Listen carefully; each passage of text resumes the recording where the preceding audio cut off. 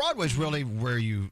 It's where I started. That was your first passion. I mean, you actually sold T-shirts on Broadway. I did. I sold T-shirts when I was in high school. I sold Were T-shirts. They counterfeit T-shirts? Or No. They were at the show. They were at I sold a T-shirt to Prince at Wicked one time. Whoa, he bought a T-shirt. Wow, that's so cool. What's it like? What's it like as someone who's so into Broadway and the experience to start out selling shirts in that theater? You're there every night, I'm assuming. Somebody gave me the advice: you have to get in the room. Like, you should be able, if you have a passion for one kind of thing, learn how to do every job, because there's no shame if you're working at the merch counter, if you're working on stage, if you're working spotlights, whatever it is, be part of it. You'll eventually get to where you want to get to if it's right for you, but get into the room. So my thing was, I walked up to, I didn't know anyone inside the building, but outside the show, they had a little merch stand, and I said, how do you get a job working here?